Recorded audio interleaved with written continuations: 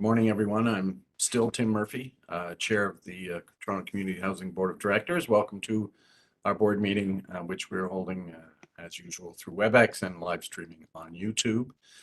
I do want to begin with an acknowledgement that the land we are on is the traditional territory of many nations, including the Mississaugas of Credit, the Anishinaabe, the Chippewa, the Haudenosaunee, and the Wendat peoples, and is now home to many diverse First Nations, Inuit, and Métis peoples. And we also acknowledge that Toronto is covered by Treaty 13 with the Mississaugas of the Credit. I'd like to start on a bit of a bittersweet note, which is to acknowledge that Cynthia Summers, the Commissioner of Housing Equity, will be leaving OACH on August 21st to pursue the next chapter in her career. As the inaugural commissioner of the office, she took an idea and turned it into a reality, building a strong foundation of fairness and advocacy at OACH, which will be carried long into the future. Her leadership is responsible for the constructive and collaborative working relationship that OACH enjoys today with Toronto Community Housing. This working relationship has led to positive systemic change for the benefit of tenants and communities across Toronto, an effort we're continuing to build on and will continue to build on. We are grateful for Cynthia's vision and leadership, and we wish her well in her future and in her new role as President and CEO of Windsor Essex Social Housing. I'll give Cynthia a few moments at the end of my remarks to speak to the board and the broader television public. I do want to say, speak a bit about Swansea Mews. We can report that it is now fully vacated and the work to secure the area is nearly complete. A relocation process was developed rapidly in response to the crisis, and as of this week, 35 leases have been signed to move Swansea residents into stable long-term homes in the community housing portfolio.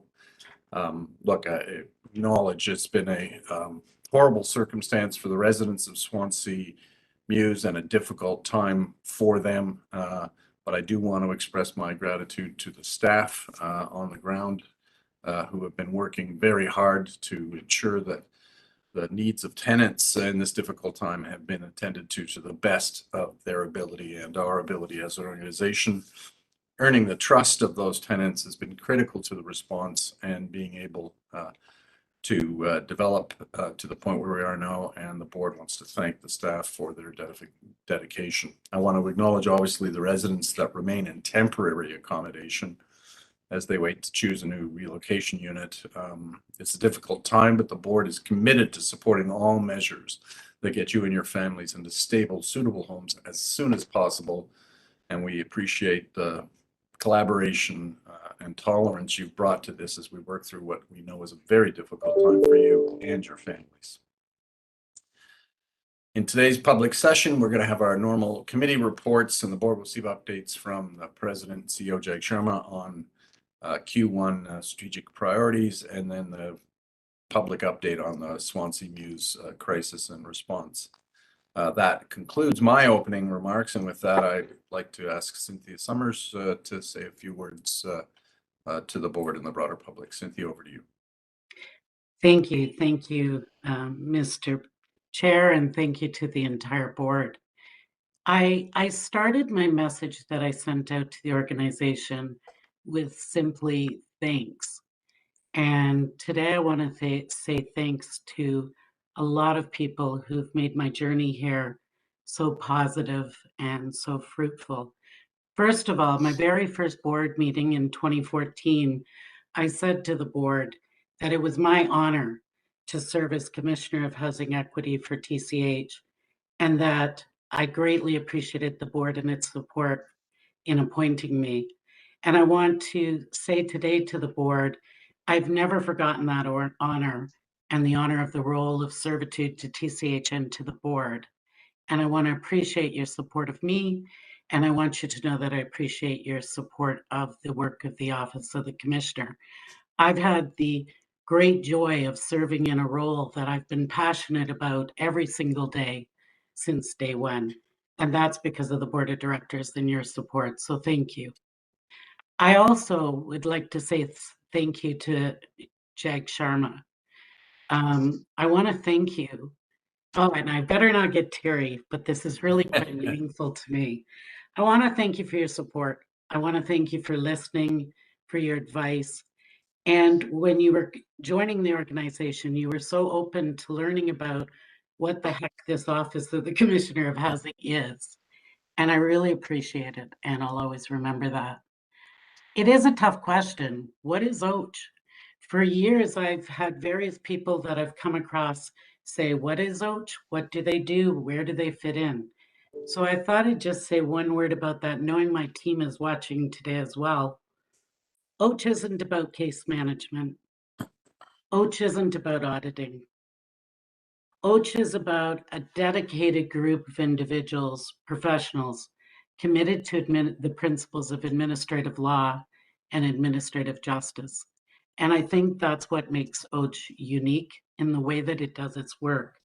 We've always focused on fair process, fair treatment, and fair outcomes for both tenants and staff at the Toronto Community Housing and also the Toronto Seniors Housing. And the office is guided by values of respect, transparency, which I hope the board has seen over the years, all my numbers, all my data, and servitude. At the end of the day, we serve clients, and those clients are tenants. So I want to say thank you to my team. This team, the greatest achievement of my time at TCH has actually been working with this amazing team that is guided by their integrity, their expertise. They're a very smart group of people, but ultimately their kindness and their respect for tenants.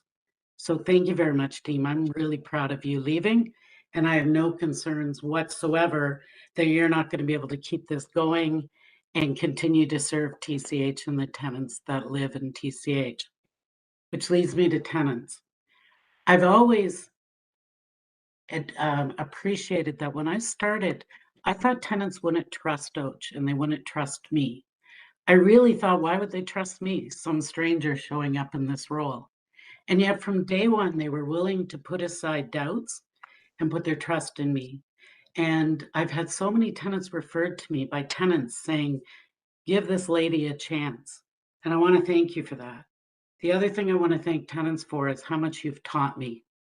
I came in here not knowing enough about the challenges tenants face, about your lived experiences. And you took the time to take me and teach me and to continue to teach my team. And thank you. I'm a changed person because of you.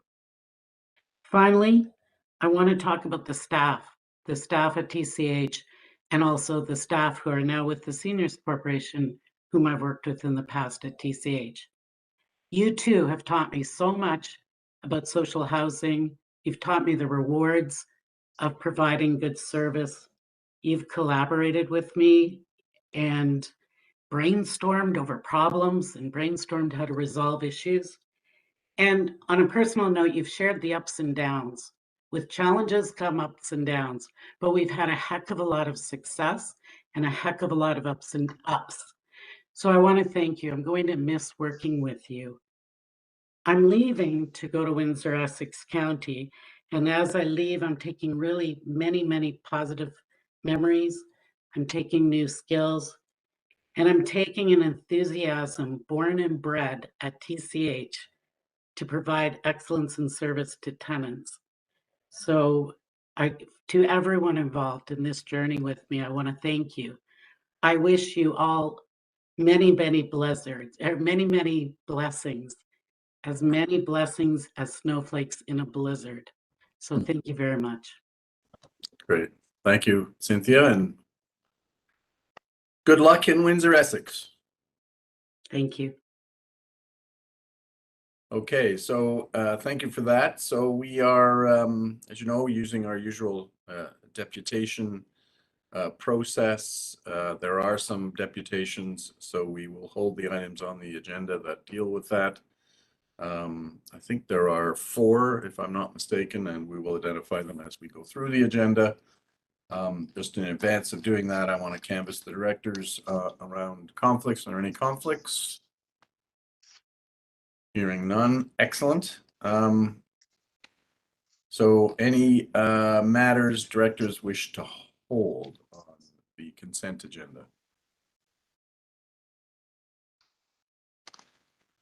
Great, hearing none, can I, oh, Sorry. sorry, Adele? You're on mute. Sorry. I just had a comment on 9A. Okay, hold that one. Anything else? All right, can I get a motion to approve the rest of the matters? Adele, Brian, favor, carried. 9A. Have a comment? Sorry, so we would hold that matter as we move through the agenda, unless Oh, you it's deal with it at in the order, beginning. right, okay. I'm just glad you're here, Dara. Keep me in line. Okay, so Chair- you don't want my comment now. Apparently not. Sorry. Tim, sorry, 11B,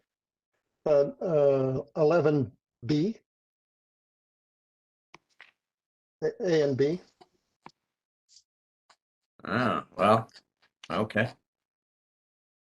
Gotta move faster, man. I know. Okay, 11A and B, okay. All right. With that, where now, I've gotta scroll back to my, so where am I in my agenda? I've done conflict, I've done the agenda, so we are business, done business. Where are we at now? So I think if I was making a note, did we get a motion to adopt the rest of the agenda other than Yes, those correct. items that are held? And then we would move then to item 6, which is the first matter about which we have a deputant. Mr. Avila has asked to depute in relation to that item. Okay, I believe, Mr. Avila, you're on the line. Mr. Avila, are you with us? I thought I heard him. Hello?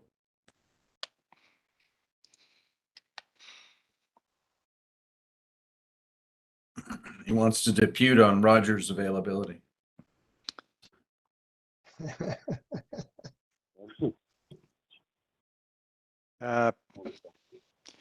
Hello? Sonia, have you lost Mr. Avila? No, he's still on the line. Okay. I'm Mr. here. Avila, Can you hear me? we can hear Well, you. now we can. Yep. Oh, okay. Thank you. Thank you. Yeah, Rogers Connections. I know what a nightmare. Eh? Good morning, everybody. I just want to start my deputation by giving thanks to Cynthia Summers for all her hard work at OCHE. Thank you for working for the most vulnerable of our society. And I wish you the best in your future endeavors. You will be missed. All right, so let's go back to the agenda of today, which is in relation to strategic priorities, quarter 1, 2022 progress report. So, hello, I'm speaking on page 3 or 4. So the tenant service hubs. I do understand it has been a long work due to COVID restrictions, and now we are settling down to more meetings with local staff. I'm happy to say that finally we are connecting live and virtually with our community services coordinator. One advice I want to provide to the board, and this is everybody's wishes, is that we need to have more consistency on the number of staff allocated to the hubs, because it creates a lot of confusion. So that is my advice for the board. And also, I spoke at the Tenant Services Committee last meeting, and I told them that we don't have an e-bike policy. And I wonder if this could be added as one of the priorities strategies for the TCHC, because without the absence of an e-bike policy is the reason we are not using the new lockers downstairs P2 underground parking lot. So I ask you, please, if you can review that policy. It was active in 2019, and I was a speaker. I remember. How many minutes I have left, by the way? 2.5. 2.5. Okay. I believe you have in front of you my written deputation by my girlfriend, Barbara Castelline. She is the tenant rep. One of the things she asked Councilor Robin Buxton Potts, the new Council for Ward 30, is to a petition for the gym at 160 River Street. And so she suggested that we bring this petition to the attention of the board today in the hopes that this petition can move forward at City Council if necessary, but we prefer that using this channel, the TCHC board can understand that during the pandemic, it was so important, mental and body health. And in conclusion, I just want to say thank you for the new opening of the grounds at 220 Oak Street. They look beautiful. People are enjoying it. All right. And thank you so much for listening to me, and have a great day. Thank you. Any comments or questions from the directors? Great. Thank you for your submission. You're welcome, sir. All right. Just one on that one, Dara? That's correct. Okay, so Jag, I think it's over to you.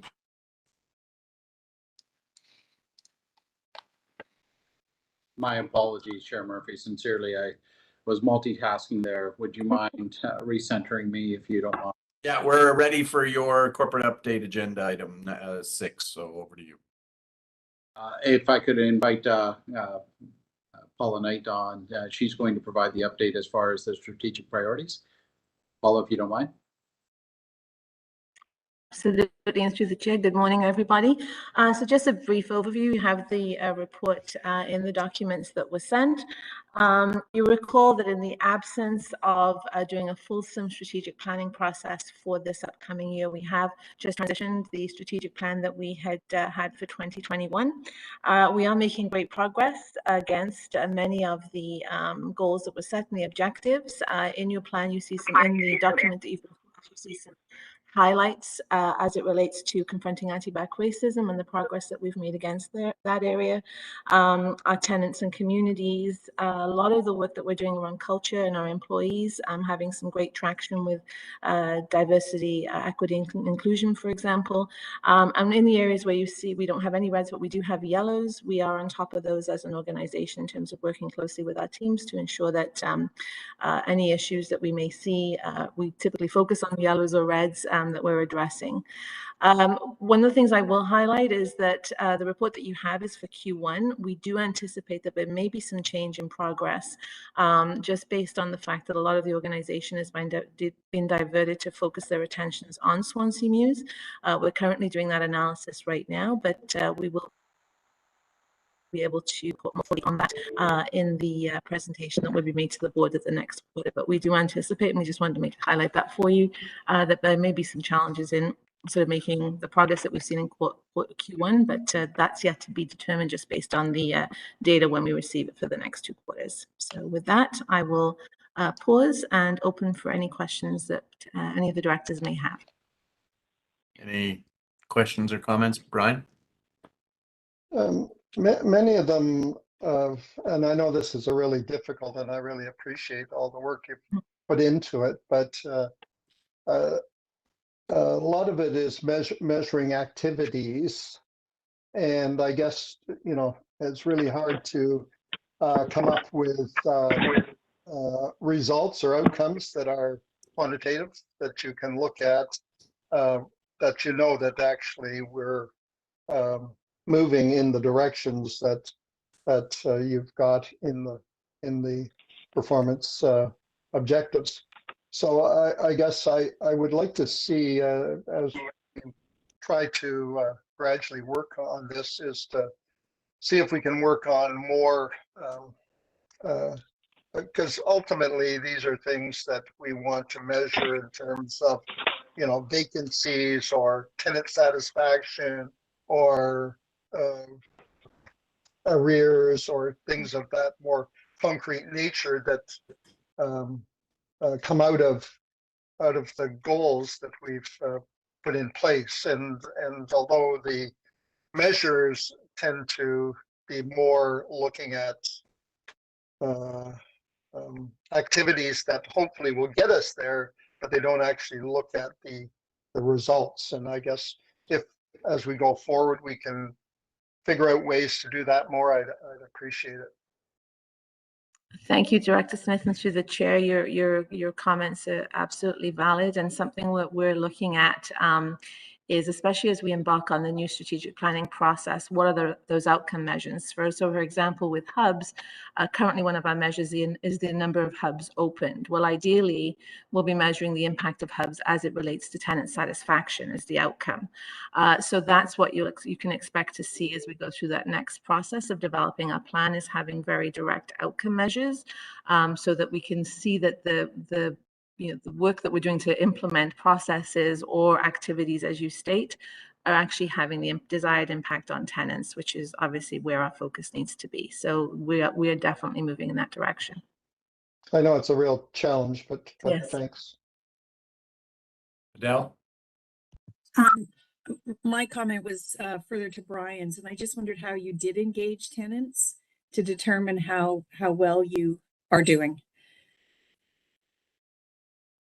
Yes, so through the chair. So currently our measures are really through the tenant engagements, that tenant satisfaction survey that we have, is which we recently published, and they actually connect directly to the strategic priorities in terms of the way that survey was actually designed. So we are able to demonstrate that direct correlation. And when we go back to the teams in terms of analyzing, we do monthly reviews with our operations teams and our divisional teams. We actually reference back to the data that we actually has that says, maybe, if this is yellow, does this tenant satisfaction survey, for example, give us indicators? We also have the verbatims from our teams, as well as direct commentary from our tenants as well. Could it be more sophisticated? Absolutely. And that's where we need to get to as an organization, that we pull together multiple streams of data to really demonstrate whether or not the impact that we're having is what we desire within the actual strategy itself. And tenants is a critical piece of that, especially through the tenant engagement process that is currently under review. Thank you. I do think it's an important component. Yes. In measuring the outcomes. Thanks. Absolutely. Thank you. Any other comment? Is there anything else in your update, Jag? No, through you, Chair Murphy, once again, what Paula has indicated is certainly there will be an update as to the impact of Swansea and the impact on some of the deliverables. But the team is very focused, and we take the comment very well around being outcomes based. And that is certainly a focus for us in the near future. Is that a Lean Six Sigma principle, to be outcomes based? It's very astute of you, Chair Murphy. It very much is. It's to measure certainly your outputs, and customer satisfaction is another Lean Six Sigma principle. Excellent. Well, that's a good thing we hired you as the CEO then. Okay, so I guess we just need a motion to receive that report for information. Brian, seconded by Adele. Passed. Thank you, everyone. We have Bifac report next. I don't have anything specific to report. There are a number of items that have been advanced for, we've recommended that they're approved by the board, but I didn't have. And you reviewed them all, approved in Bifac, and I think we passed them all on the consent agenda. I think so. The only comment I wanted to make was on item 9A, and I've asked Dara, as it relates to seniors housing, what is the approach for good governance, because we are approving expenses as it relates to seniors housing. I think we've got this current change order covered, but just going forward, because I think we do have a few master agreements. So they're items that will be in seniors housing budget. And I just wanted to make sure that we have indication that their board has approved them, or whatever their, spending authority that's appropriate. So I think Dara is going to look into that for us. And report back to you at Bifac? Yes, that's what I understand. Yeah, okay. And then report through you to the board. To the board, yes. Yeah. Okay, perfect. Did our motion encompass already receiving this for information, Darren? No, we need a motion to approve the change order request because this item was held. So we do need a specific motion in relation to item 9A. Okay. Adele, seconded by Brian. All in favor? Carried. Thank you. All right. Nick, what do we have now? Anything from governance? Or do we have to deal with insurance optimization? Sorry, do we have to? I know that went to Bifac. So that matter That was on the consent. Part of the in-camera agenda that was approved at the beginning of our meeting tonight. Yeah. Okay. And perfect. the next item that I have would be item 10A. We have a deputant in relation to that item. It is. I just want to make sure there's nothing, Brian wants to just. I know we've kind of signed off, but just in case. Anything, Brian, you want to highlight, or are you okay? I'll just speak to A and B. And 11. So those are items 11A and 11B. Yeah, we'll deal with those when you come to them. Yeah. Okay. But other than that, we're okay. All right, excellent. John is not here right now. So the next one then, what's our next item? Is item 10A. It's the review of the Community Safety Advisory Subcommittee Charter. We have a deputant, I believe, who's on the line in relation to that item. Ms. Yu. Sorry, I was looking at the wrong agenda. Apologies. Ms. Yu is on, I believe, on the line. Ms. Yu, can you hear us? Yes, I'm here. Okay, you have 5 minutes. Ms. Yu is also, I believe, you've submitted a written deputation as well. Yes, I am. Okay. Yeah, thank you. So if you'd like to start your deputation. Okay, thank you. Good morning, Mr. Chair and all committee members. Thank you for the opportunity to share my comment on item 10A. In my will, we urgently need to establish a long-term independent community safety advisory committee directly report to the board. Mandate should be considered combined with a communication plan to establish permanent open tenant deputation focus group, replacing our current tenant engage refresh.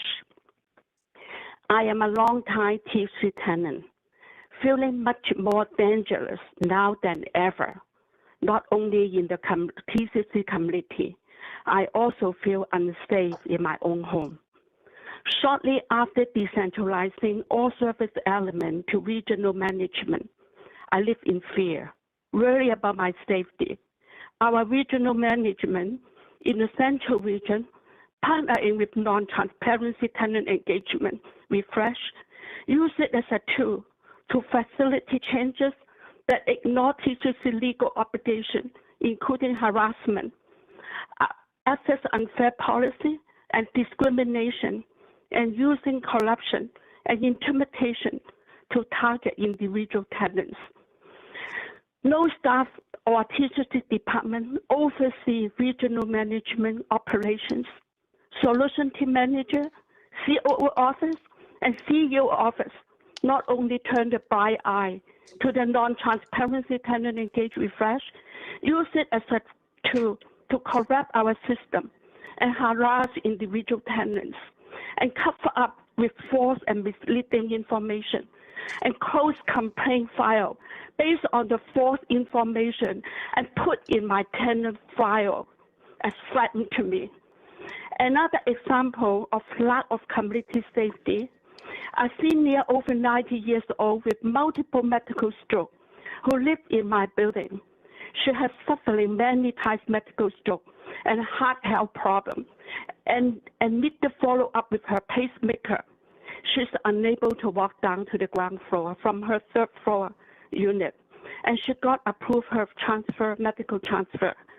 TCHC offer her two offers, both are out of town. One is on Jane and Shepherd, the other one is in Markham and Lawrence.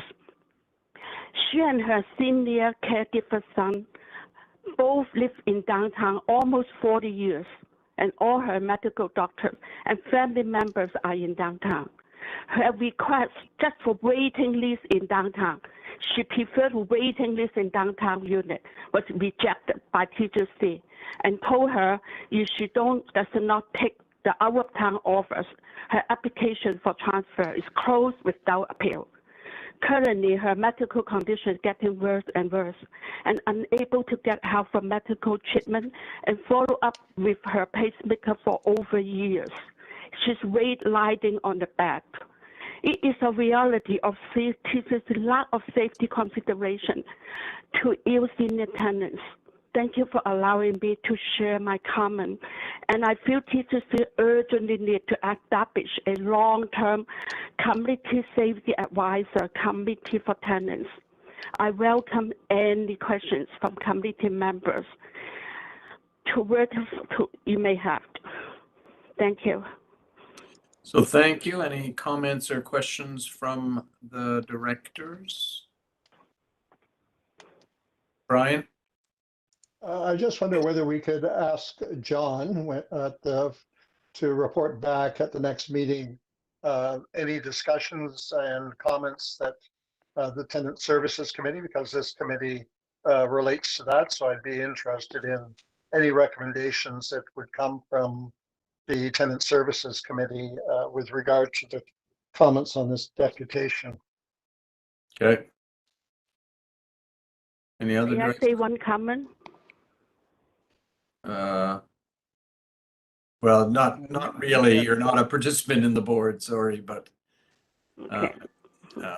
just you can, if there are questions for you that you can respond to them, but you're not. Anybody, any other director? Yes, Uba. I agree with Brian. We should talk about the tenant committee, this issue, and also look into the whole transfer, all of it, that the medical priority transfer as well as the crisis transfer. So I agree with you, Brian. Okay, thank you. Just if I can, the medical transfer has been a subject of, I believe, the Auditor General looking at that. So some of these issues about being transferred very far away from your medical services, I think that needs to be looked at, not just by a committee, but actually through UJAG, because that was the subject of a whole report, or through the service manager, through Doug Rollins, that it's not up to the committee to look at that. It's actually what the policy is, and if it's for implementing it in a way that works for tenants. That's all. Brian? My was not so much in terms of that, but because I do agree, be interesting to have feedback from JAG and his staff, but more in terms of the committee and its reporting to the Tenant Services Committee, and whether that works well, and whether John would and the committee feels that that's the best way to deal with the issues that committee is responsible for. Okay. Which committee are you talking about, Brian? Tenant services and the. Yeah, I don't think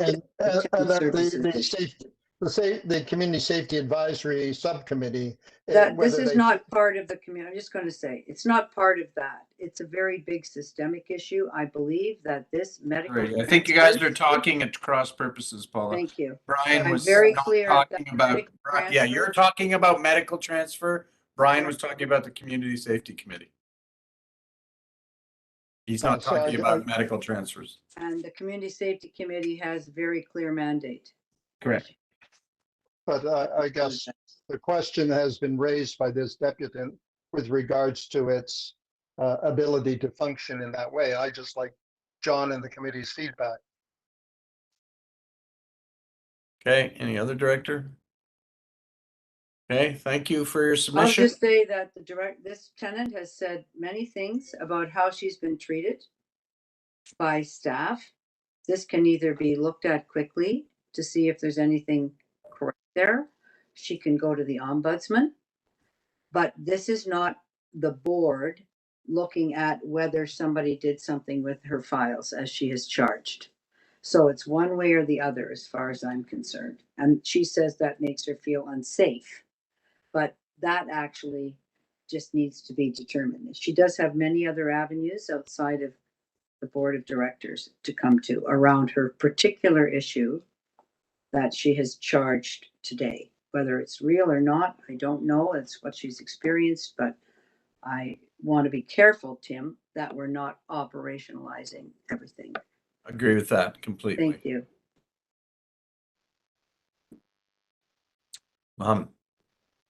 Yeah, maybe she can submit a application to the Ontario Human Rights Commission. So if we fail, then they will look after the matter. Actually, she can go to the ombudsman because the ombudsman is funded. Yeah, One position to look into anything that may have for TCHC, the city's ombudsman.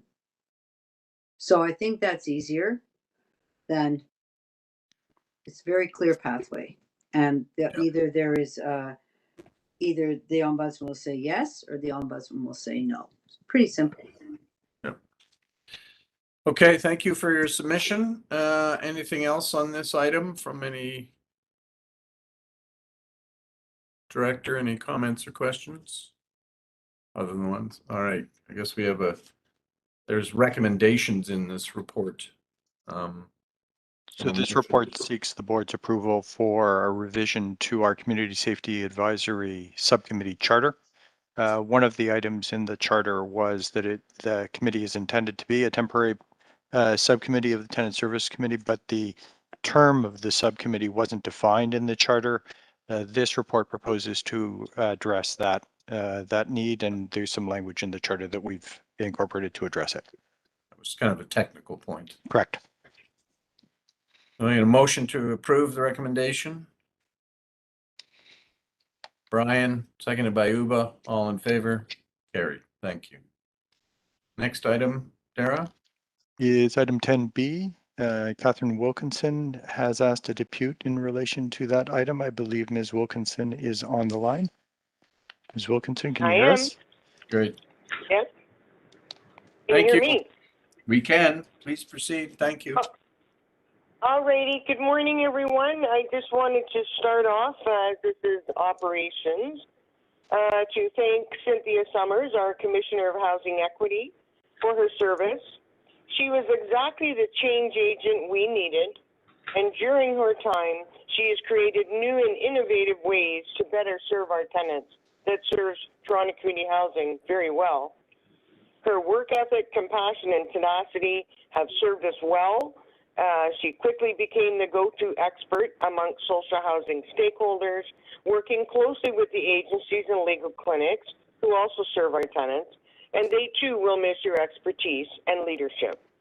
Your legacy that you're leaving behind is the OACH approach, and for tenants who went through that process, they will be forever grateful for the difference you and your team made in stabilizing their housing. Wishing you continued success as you take on this exciting new career opportunity, and we know from firsthand experience, Windsor-Essex Community Housing and their tenants will be well served. So thank you for your service, Commissioner Summers. Following that, I wanted to actually discuss the operational performance measures and raise a couple of things that are concerning to me, and I would assume concerning to the board as well.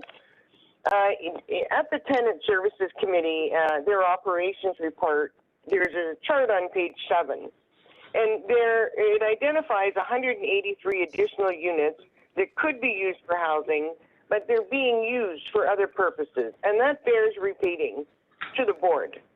52 units are being used for recreation purposes. 131 units are being used by staff. It's always been my understanding that housing units cannot be taken offline without consent from the shareholder. As a result, these 183 units are considered non-rentable, so they're subsidized. And this is not an appropriate use of taxpayers' money. Someone can correct me if I'm wrong. And moreover, we are losing rental income the longer we use them for our own purposes. As the Auditor General pointed out in her housing report in 2019, units are not being used for their primary purpose, which is to provide housing. The optics do not look good for a social housing landlord to be using tenant units for their own purposes. This was an area of concern for a previous board. The COO was to report back to the board when these units would be put back online. And the 2019 centralized wait list identified to the Auditor General also, 11,300 households with seniors were waiting for a bachelor unit on the centralized list. And at that time, Toronto Community Housing had 200 vacant bachelor units in seniors designated buildings. 230 of those individuals listed a shelter as their current address. So I understand that Toronto Community Housing is working closely with SSHA around difficult to rent units and getting people housed quicker. And perhaps this will include a seniors housing strategy, particularly for seniors who are currently living in the shelter system, to make them aware of vacant bachelor units that Toronto Community Housing currently has available. There is no indication where those 183 non-rentable units are located. It would be helpful to understand where they're located by region and development, how long these units have been offline, what size, whether or not subsidies been received, the rental income lost, and the cost to restore them to rental units, and the target dates. When do we anticipate putting these 183 housing units back online for people on the centralized wait list? The other point I wanted to speak to is the supplemental report, and thank staff for that. The breakdown by region and development on vacant rentable units do not align with the actual chart on page 3. The central region, 442 vacant units is correct. The East region total is 473, but the list only totals 439. Similarly, in the West region, the total vacant units are 386, but the list totals 294. So it appears potentially 126 vacant units have not been identified in the regional breakdown report, and you may wish to revisit that or revise it if it's necessary. Thank you. Thank you. Any comments or questions from directors? Seeing none, thank you for your submission. Appreciate it. Jag, Natty, are you going to speak to this otherwise? The materials in the... So I will be giving a brief overview, Chair Murphy, and then I'll turn it over to the board for any questions. Okay. So thank you, Chair Murphy. I would like to start with acknowledging that the vacancy rate has increased significantly over the last year and is up to 2.98% in May 2022 for TCHC's family portfolio. This number is far too high and is not acceptable to us, and we're working hard to rectify identified issues. We've been working closely with the service manager on reducing the vacancy rate through a variety of actions underway. We both remain vigilant on addressing vacancies at TCHC and continue to meet bi-weekly to address ongoing and emerging issues. I would like to point out that the vacancy rate has improved since May, with a decline of 0.28% in June to a rate of 2.7%, but there is still much work to be done. With sustainment of current actions and others proposed, we anticipate vacancy rates will continue to decline in the upcoming months, with a goal of reaching a 2% vacancy target by the end of the year. I would like to highlight some of the factors contributing to the vacancy increase.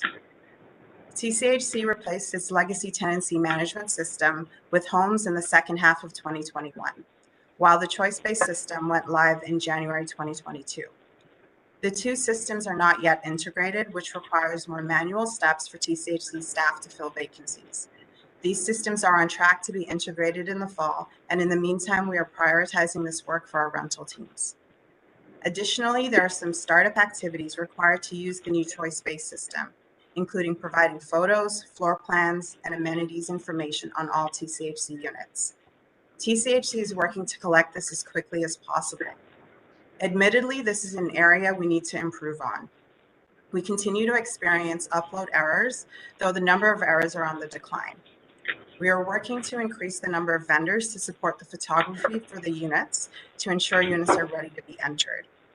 We've already seen improvements to the number of units participating in the choice-based cycles in June, with a number of applicants expressing interest in our vacancies. The good news is, once units are uploaded, they're being selected. We need to continue to improve our administrative systems and processing times to get the units to the system as quickly as possible so they can be selected.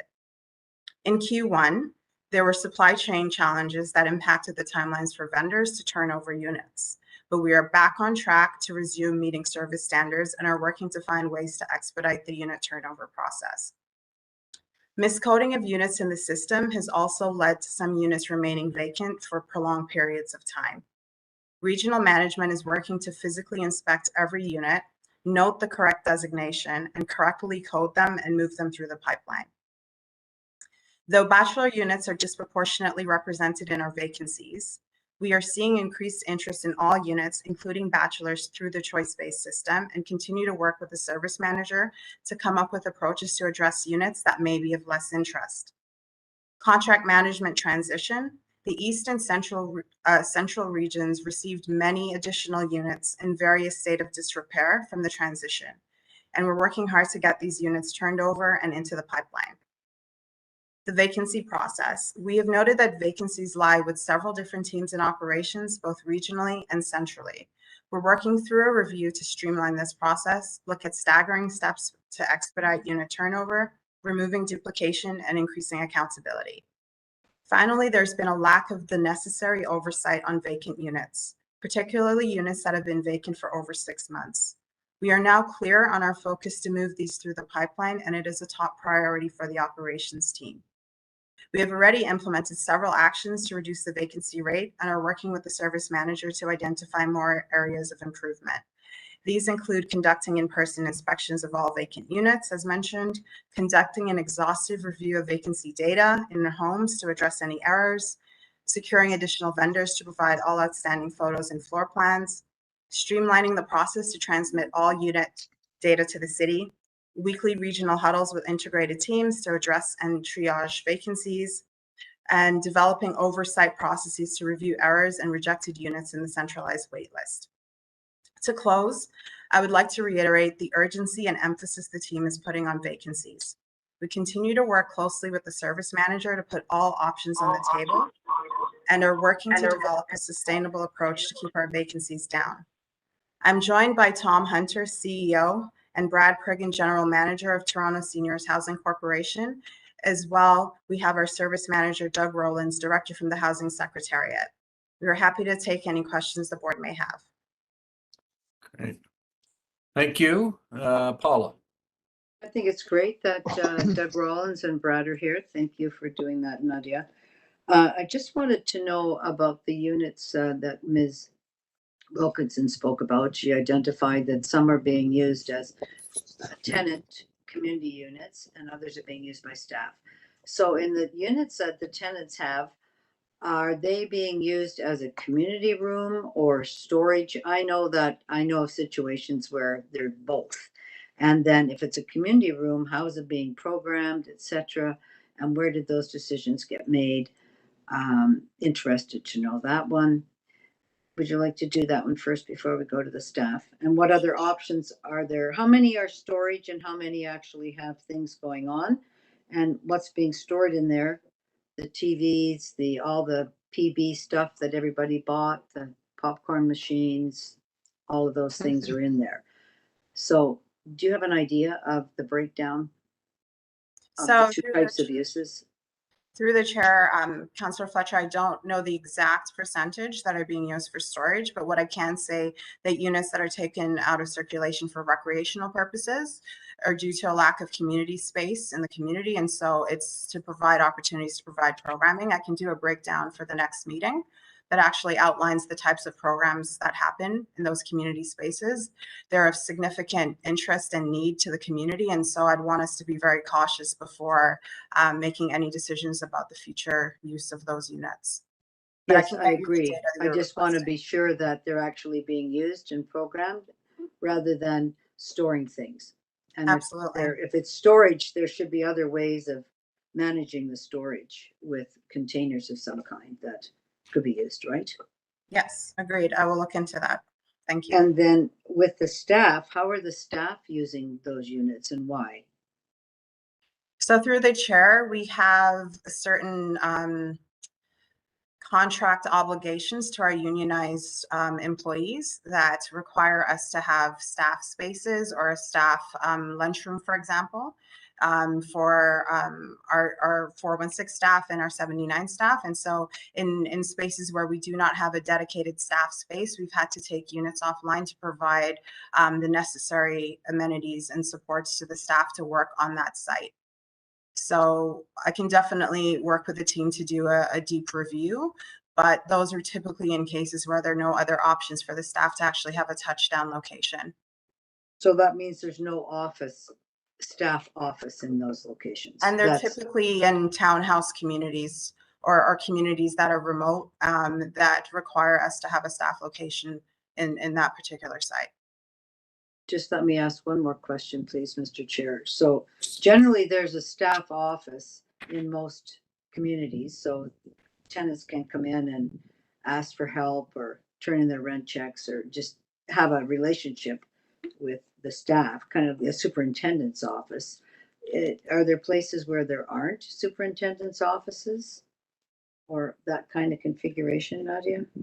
So in the locations where we've used units for staff, they're either to supplement or to be used as a superintendent's office, or in some cases, we've also used them for interim hubs.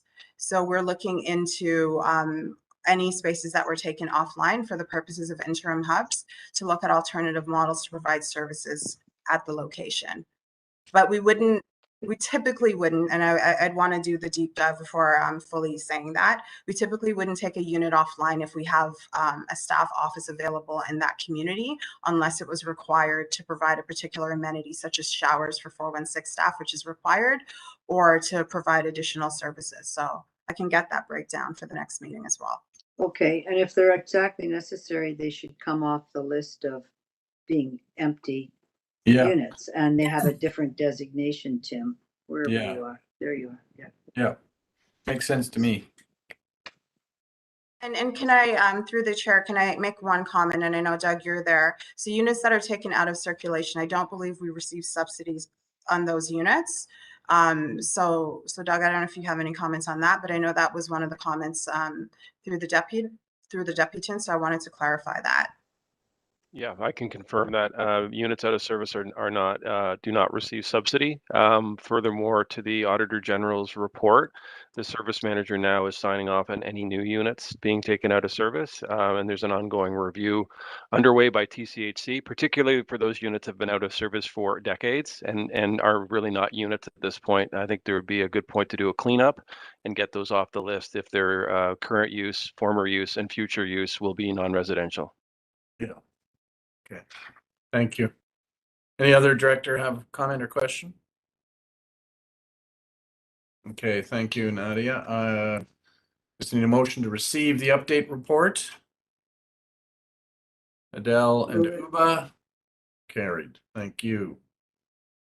Next item is which one? I guess we're now into governance. And we had item 11A and held by Director Smith. You're on mute, Brian. I just wanted to report that we're requesting the Seniors Housing Corporation to look at the naming because it's beyond, I believe, our scope and at this point. But I just wanted to mention that we're also going to be having to look at our own policy with regard to naming buildings. And once we've got a draft of that, we would then forward it to Tenant Services Committee to have input from them and tenants with regard to what they believe the appropriate policy should be for naming buildings, and then eventually come to the board. So I just wanted to report that. Any director have any comments or questions on 11A? Okay, so we have a motion to approve the recommendations. Brian, seconded by Mohammed, all in favor? Carried. 11B, I think you held that too, Brian. And we have a deputant.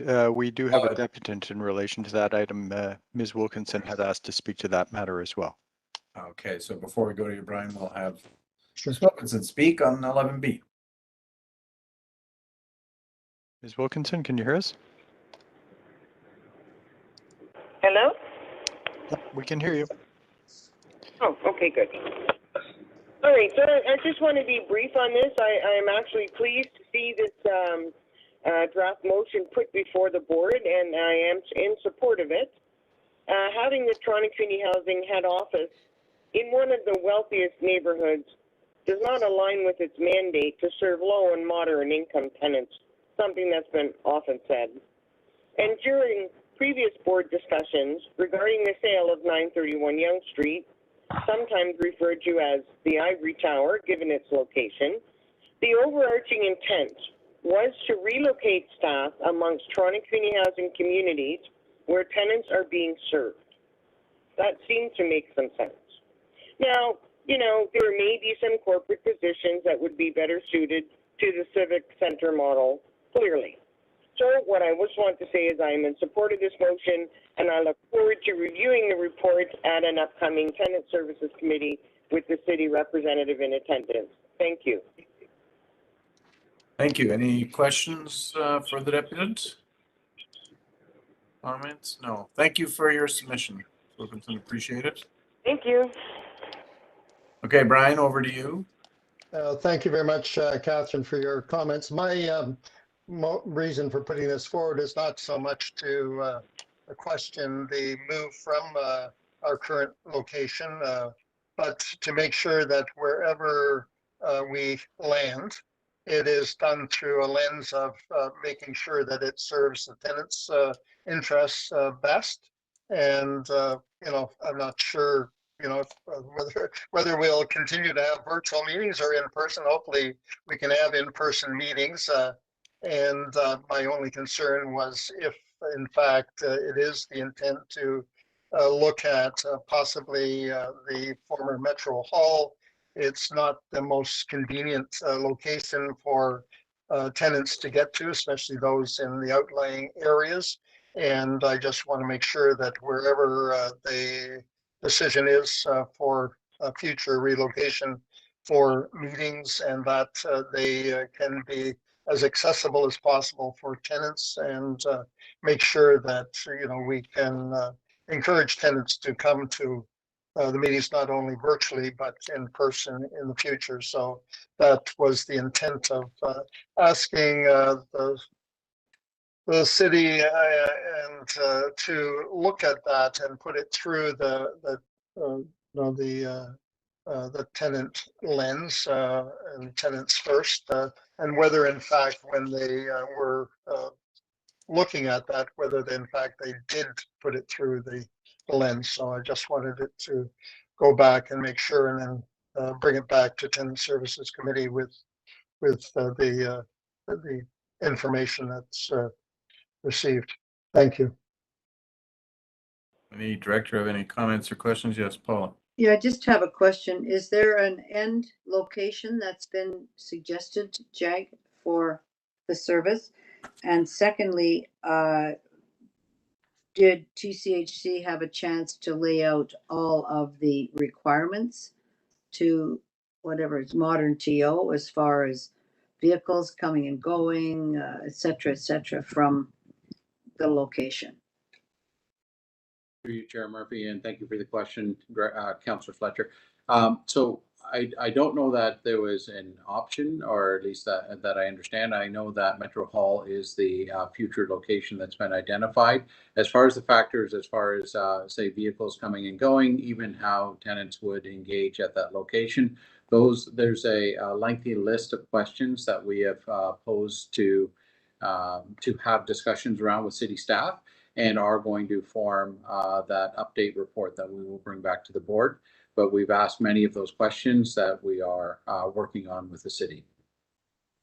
And just to note that with the rising construction costs, there are a lot of projects that now are on hold. So I don't know if the forecast for the time that 931 Yonge Street would be required for redevelopment has changed, or based on the new reality. Has that changed, Jag? Councillor Fletcher, we will include that in our discussions with the city and make sure that there's consideration of that in the report back. Yes, because moving out and finding nothing's happening, that would be unfortunate. Thanks. Okay, any other? And I think the board should be clear on that too, Tim, that there's a kind of a plan that's there, but there are new factors. So the least destabilization possible would be helpful at this juncture. You might have more influence with the shareholder than we do. I simply think that we need to be clear that that's a concern, given the new reality of development dollars and the impact of freeing up all the lands, that it is never going to go as fast as anyone thought. So I just think that's important. As the chair, I'm happy to support you with that. I'm sorry, I don't know what you're asking me to do. Well, I just want the board to say, or if it's a motion, that please be judicious in the plan. Let us know if there are changes in the use to this site based on the new reality of development dollars, and that everything is slowed down in the industry. Out of the concern, not to say, well, that's our plan, you have to move, and then 931 is just sitting there empty, and we might not be happy with where we're going. That's all. Just an oar in the water. I know you meet, I think you have meetings as well, Mr. Chair, with the city. Okay, Adele? Questions for Jag. Is there some flexibility here, or has the final location and the timing been set? I'm not clear. For you, Chair Murphy, Director Emery, I don't know that there is options. Certainly my understanding to this point is that we are moving to Metro Hall. That timing, once again, there may be some variation as far as timing, but we can go back and validate that. But I've never understood that there was an option, and that it was that as part of modern TO that we would be collapsing into the Metro Hall site. So the concerns that Brian raises about tenants, being able to get there, and even if we raise those concerns, there's not an option to. Through you, Chair Murphy, I think the options that exist are how would, say, committee meetings or board meetings be held? Where would they be held? Because they wouldn't necessarily be held at Metro Hall. They would be held, I think there are potentially options there. And I believe the intent of the report back that Director Smith has requested is to ensure that the questions and the plan is essentially respecting, I guess, the complexities that it may result in for tenants. Brian? I guess, I mean, obviously we can get back, and I'd hope that Councillor Fletcher and the other councillors who are on our board could reiterate. I'd be very disappointed in the fact, after the city has been highlighting and insisting that everything we do is a tenant's first process, and then them themselves not following that process. So I'd be very concerned, and hopefully Councillor Fletcher and the other councillors can reiterate that to the city, that in fact they need to follow that mandate that they have very clearly put in place. And I'd be disappointed if in fact they haven't used it in looking at the relocation process. So, and I guess my one other aspect would be to ask through our CEO to have a timeline for this to be included for a future meeting, so that we know, what the projected time, and it goes into what Councillor Fletcher has reiterated. The market has changed significantly in the last little while, and that may in fact change or need to change the whole timeline scenario for a move. So those are my two concerns. One is put it through the tenant first window, and secondly, can we have a timeline so we know what our planning constraints are? Thank you. So Paula, that's hopefully something you can do through your channels.